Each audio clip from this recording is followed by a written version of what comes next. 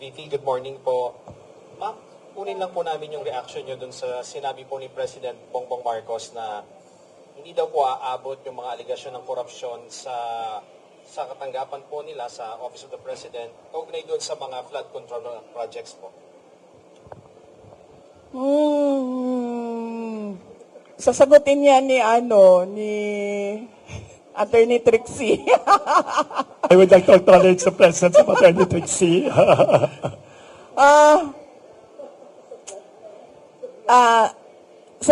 Sa ganitong ongoing pa yung investigation kuno at inquiry kuno, sobrang magtataka ka bakit confident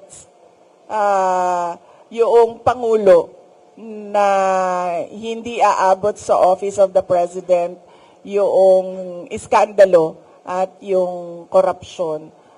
So ibig sabihin, siguro alam na niya kung ano yung kalalabasan ng inquiry at ng investigasyon. Kasi wala namang iba sigurong explanation kung bakit napaka-confident mo sa mga mangyayari pa. Wala pa akong nahanap na tao na alam kung ano yung mangyayari bukas. Siya pa lang,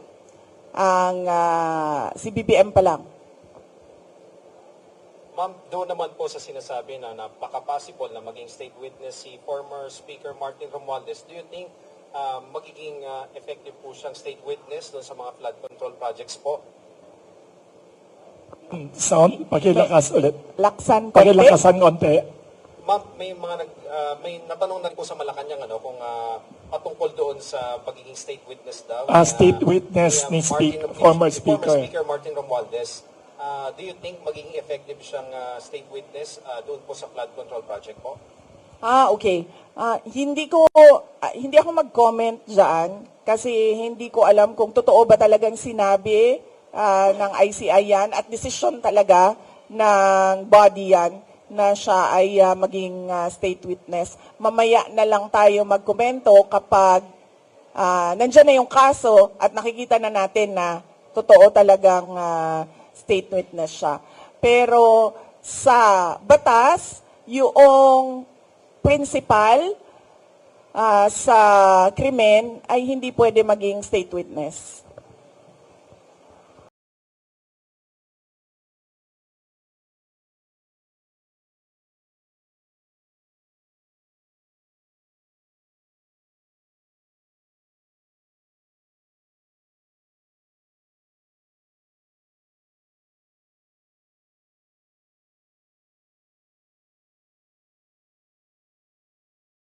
I am not a Filipino for nothing.